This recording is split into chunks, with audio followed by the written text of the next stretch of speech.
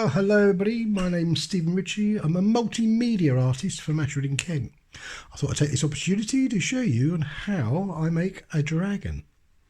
Now I'm planning to make a dragon out of mild steel, of which I've got enough in, probably to make two of this particular size.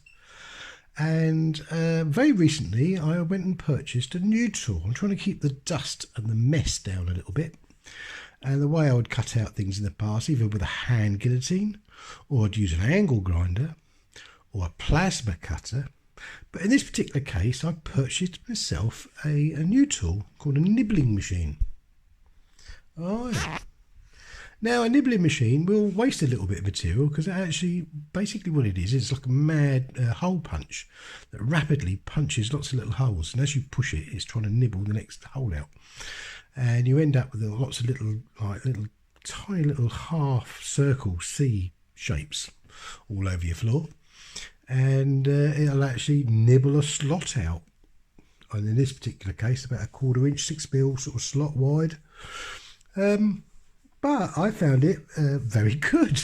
It wasn't too noisy. It's nice and clean, obviously, and all the time those hole cutters are sharp and not too worn out. It's quite thin material. I'm cutting 1mm mild steel, which is rather nice to chop about with. It cut it really well. Really chuffed with it. Yeah. So here I am. I'm going to be bashing. I normally do. I've got a dolly in the vice, and it's just a case of a huge amount of hammering around the place now. Hear me in the background banging away, can't you? And yeah, just to set an edge, just to get a little bit of curve on it. Lots of handwork with this one, lots of pushing things about. And it was quite strange this, because I was 2 weeks into this, and started to feel weaker and weaker and less able. And then on one Friday I felt genuinely giddy. You know, even to the point of thinking I might have to get someone to pick me up because I don't feel well enough to drive. Had a strong cup of coffee, tried to wake myself up a bit, drove home, found out I had COVID. So hence the reason I can put these films together. So I've done a couple of films, one of a trip of us going down to Somerset to talk about another commission for Judy. And if you look at some of my earlier films, you can see Judy's dragon. So she was having a do, and it was her birthday down there as well, and they said we could sell some stuff. They collect money for a pussycat refuge, and one thing or another. So yeah, it was nice, really lovely people. Love the house. They always make us so welcome. We pitch up, we plug in, and I don't want to come home normally. It's just really lovely. Anyway, so this particular dragon is going to be a number of things. I've got two customers wanting something quite similar to be going up a wall, and one customer that wants a big one on a church. Now, everybody's in front of the church project, but I'd like to jump in forward a little bit. And so I'm doing a mix of things here. I'm kind of making, if you like, a model for the church, because the one in the church is going to be twice the size. So I'd like to work out all the details about the church one. And on this, and of course this will be sold to one of the other two customers that want ones going up the wall. So it's that type of thing. So hasn't got a designated customer as yet, and I shall probably make more than one head so I can serve either customer. One wants a more oriental style dragon, and one's quite happy with the sort of gothic look that I do.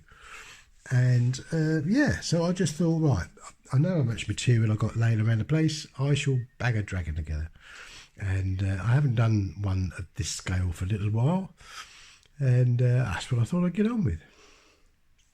So I did a lot of speedy up stuff. I've obviously speeded up 90% of this film, and at the moment I'm looking at, and I hope I'm still in timing with everything else, I'm welding the inside of the wings, the veining of the inside of the wings.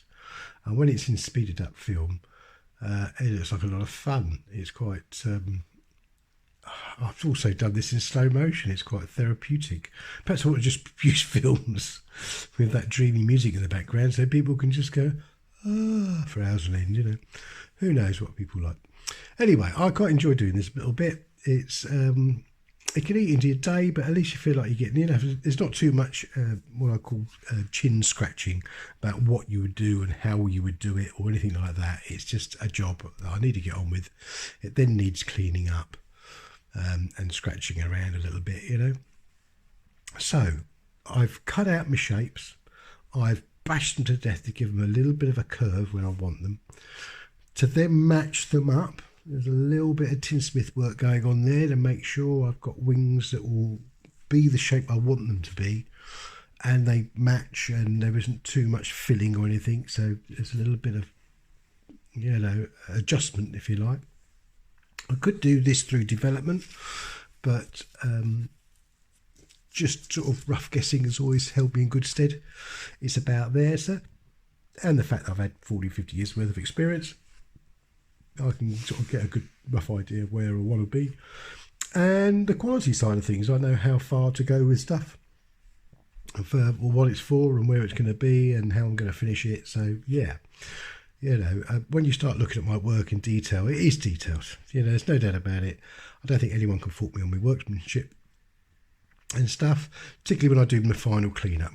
You know, I will fabricate, make and create to the cows come home, and then it's all in the final cleanup as far as I'm concerned. The final tidy up of what I'm doing, whether I unpick something, whether I tidy up a world, whether I turn something, whether I cut something out altogether because I'm not happy with it and I'm reintroduce a new thing. You know, I actually did a bit of a cock up on one of the wings of these and used the wrong shape. I was listening to a play, just got into it, and you know, smiled at someone as they walked past the yard as well, and dived back into my job, and I grabbed the wrong panel, so I had to do a bit of quick thinking and a bit of modification, and yeah, get myself out of it. So I can still make mistakes even on something as simple as this. Also, I quite enjoy doing the claws.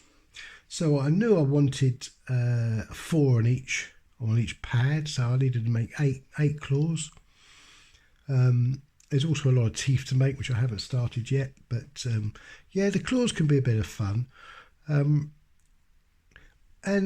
I sort of envisage the fact that this dragon, this particular dragon anyway, won't be like trying to attach itself to the wall with its feet. I had considered that, you know, as if it's found a way to, you know, which I might do on the church, make it look as if it's actually managed to grip on something, because it's got a bit of stonework and it's got a bit of stuff on it, and you could dig the claws into the stonework a little bit, look quite manic, wouldn't it? With this particular one, I see it sort of perched a bit more, as if there was a hanger for a plant pot, of which we can make a hanger, we'll make a plant pot. So anyway, the claws are basically grabbing round a chunk of square, and I've kind of made it so I can actually pull the square out at the moment. But yeah, on the day I can perhaps mount a thing and then push this on. Yeah, I haven't quite decided that part of it yet. I kind of do a lot of making stuff up as I go along, I must be honest. But yeah, doing the claws is always a bit of fun. No strict and fast rules. I kind of look at my own hand, which is your prominent finger. You know, has it got 3 fingers? Has it got 4 fingers? 3 fingers and a thumb? Yeah, okay. The middle one's going to be longest. First finger's going to kind of be the strongest, if you like, because that's your gripping thing. I think dragons are like dinosaurs, and the birds are dinosaurs. So just have a look at birds' feet or chicken feet, particularly. You know, I think chickens are the funniest looking birds and funniest looking animals ever. And they're always fun to be around. But their feet, they're really prehistoric feet, haven't they? With their claws and the things, and yeah. And a cockerel, my God, they can be really quite violent with them. They'll shoo off a few things.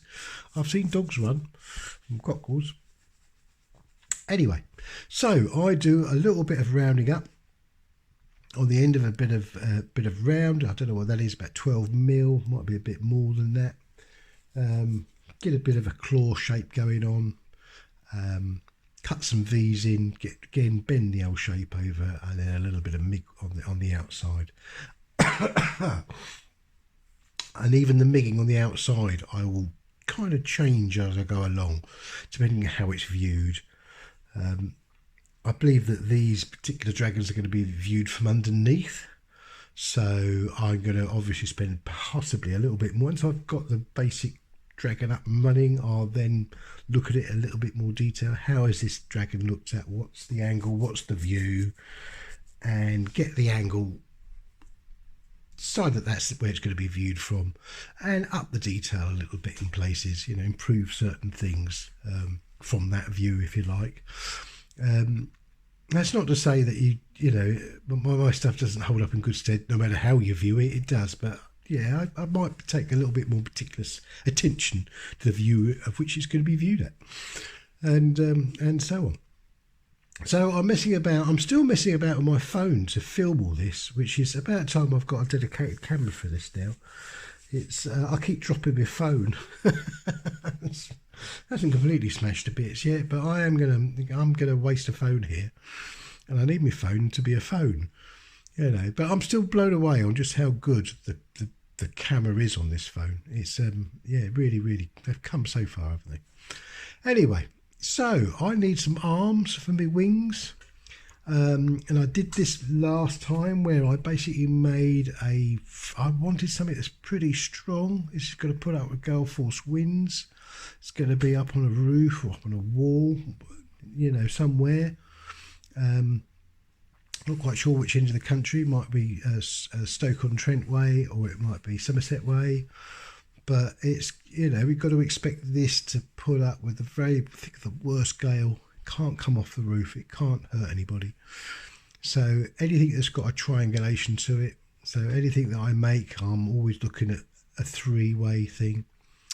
So when I'm doing the wings, I'll make a little bit of a framework for the wings to sit on, so I can see the rough angles of how they're going to sort of turn out, how they're folding on themselves, what's going on with the rest of the torso and the neck and things. I can kind of fiddle and adjust while they're this size particularly, and get an idea of the mechanics of how I'm making it as well. Is it going to be one body that I can put on a post or put on a peg or put on a you know, on a rope or whatever, and then mount the wings? How are the wings actually attached? Are they bolted on? Are they clipped on? Are they pop riveted? Are they screwed on? You know, I mean, that type of thing. And then make quite a solid body. This is going to take a little bit of weight, so I'd like to make a little bit of a torso core, if you like, and a bit of a framework. The rest of it going off down the tail, off around the neck, won't need it. There'll be enough weld on that to make it quite strong. But where the weight's going to go, where the wings are going to hang off, wants to be quite strong. So that's the stages I was at, and that's as far as I got it before I started feeling giddy and saying, hey ho, I think there's something wrong. And with a cotton wool shoved in one of my orifices, or two of my orifices, I discovered I had coronavirus, and so did my girlfriend. So we've been convalescing for the last week, first week of which has been absolutely dreadful. And yeah, thank God we were vaccinated, eh? Anyway, thanks for listening to all my waffle, and stay safe and all that. So I'll keep you posted with what I'm doing. I'm just knocking out another film now of our last trip to Somerset, where I picked up another commission, and it's a bit more about the journey. I just thought we filmed a bit of the actual where we go in and how we go there, because we go past Windsor Castle and we go past Stonehenge and these wonderful places, and yeah. Anyway, thanks very much everybody for listening to my waffle, and have a nice day, like they say. All right, be good everyone. Bye.